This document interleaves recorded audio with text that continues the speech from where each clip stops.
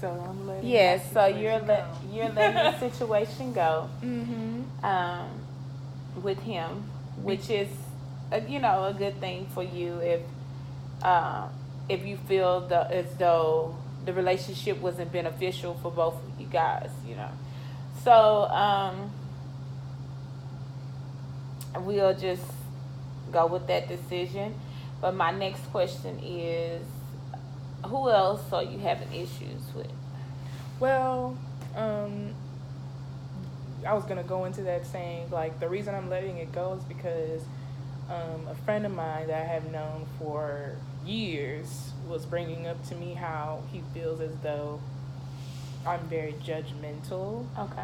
and it really upset me because for him to for him like I talked to him about the situation going on with my mom and my brother because he has similar situations, Okay. not exactly similar but kind of along those lines, and he Which felt friend is this? he is the one that goes here.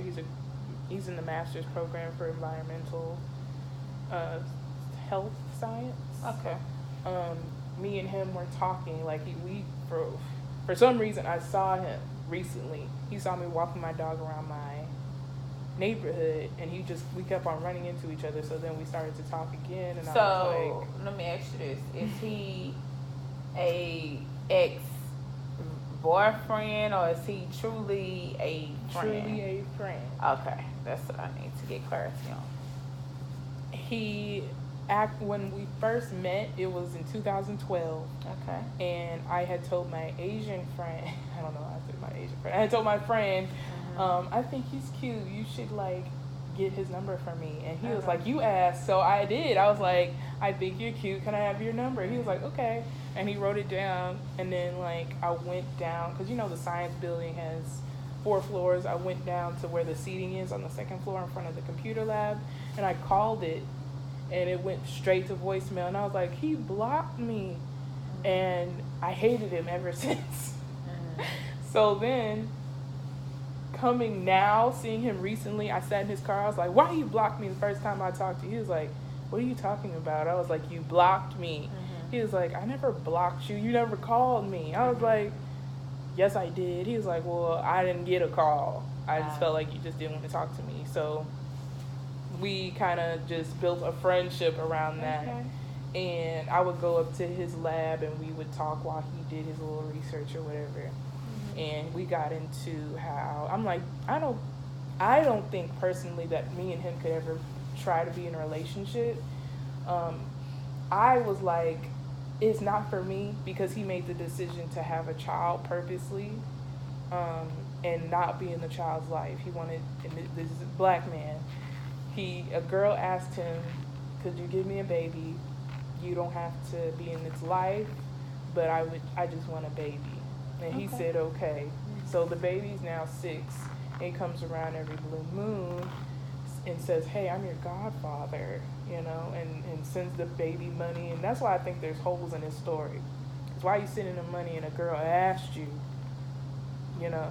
But anyway, I don't want to deal with that because it's going to come back to haunt him whether he knows it or not. He's like, that's my decision. And I'm like, you didn't like it when your dad did it? Because his dad was very wealthy. He had 20 kids. He lied and schemed a lot of women around Houston, um, and Victoria.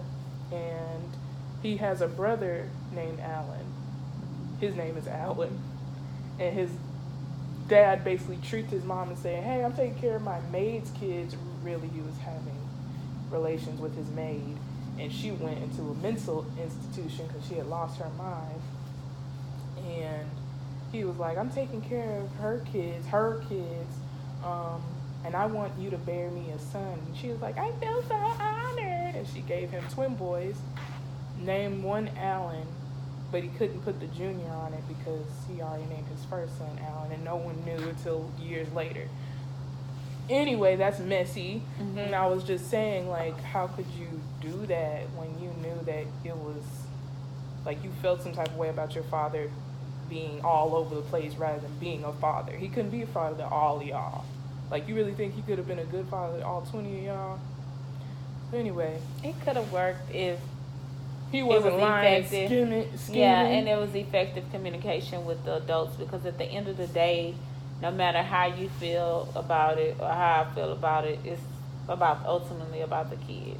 That's true. So that's what should have been the primary focus, and more times than most, adults focus on their feelings, how they felt like they got hurt or betrayed. They invested their time, and they go on and on with excuses and rationales behind the reasons why they did certain things when it pertained to their relationship with either their children's mother or their children's father. So, I mean, he can't be held accountable necessarily for his father's actions, but it does have an effect on him in a numerous number of ways, you know.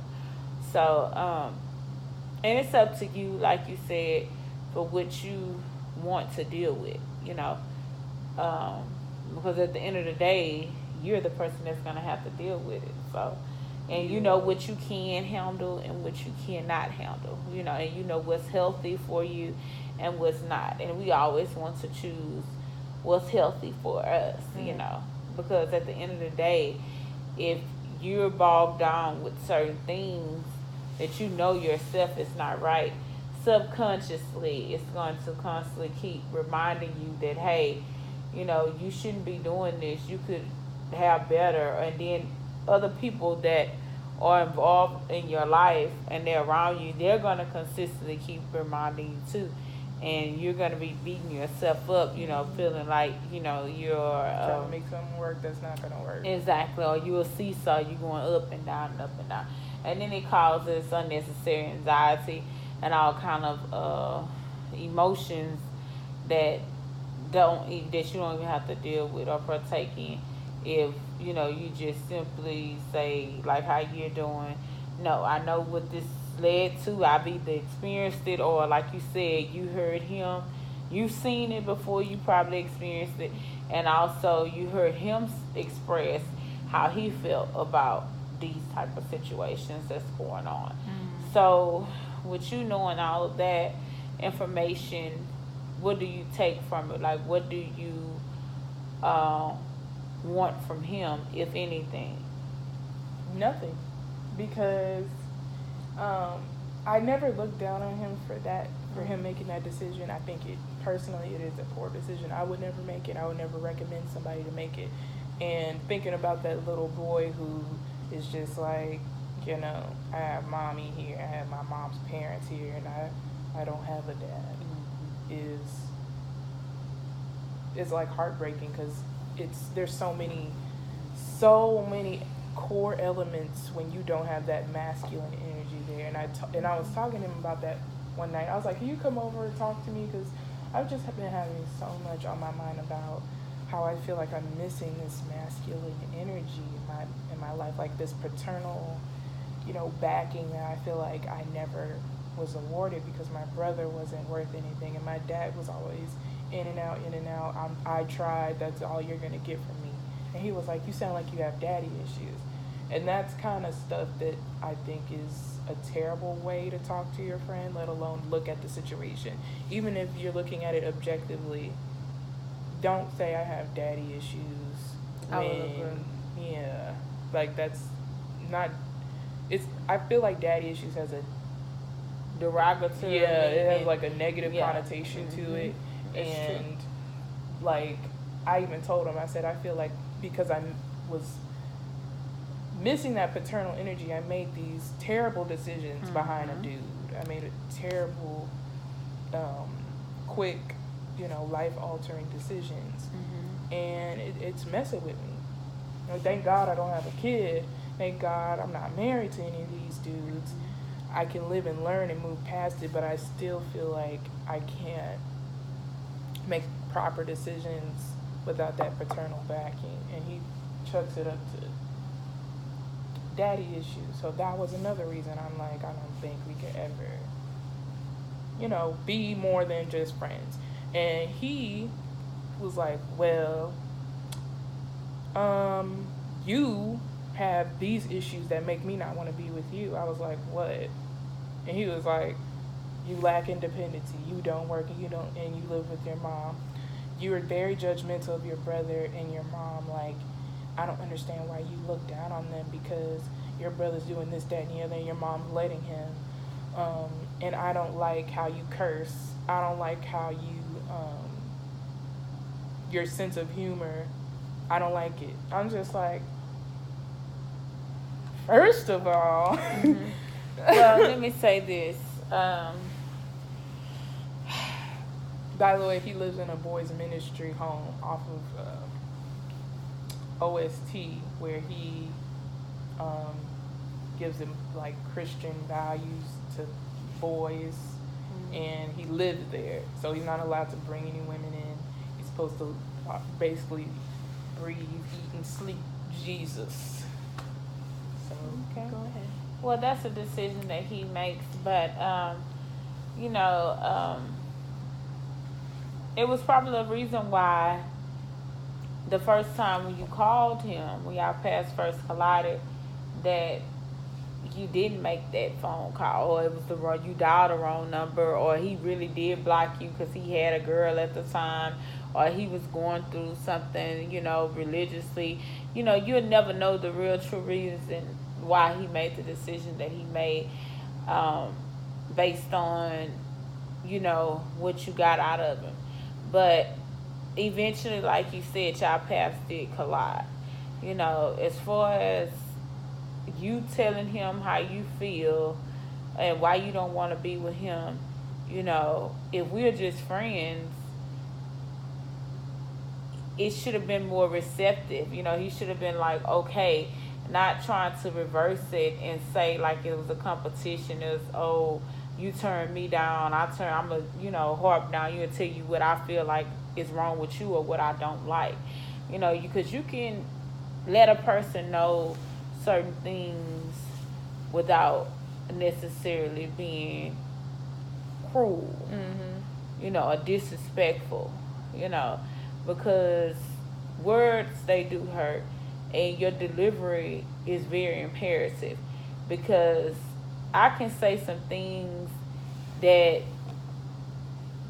maybe be considered as constructive criticism, tough love, or looked at as a visionary work, or what, a way of life, so but it's my approach, because the way I say it can be like a life or death, situation. How they receive it. Exactly. And so you didn't really digest what he said, because the terminology that he used, daddy issues, because it's more to it than just having a lack of not having a male figure. You had your father there. It was because your father left you at a time where you started dating men, and you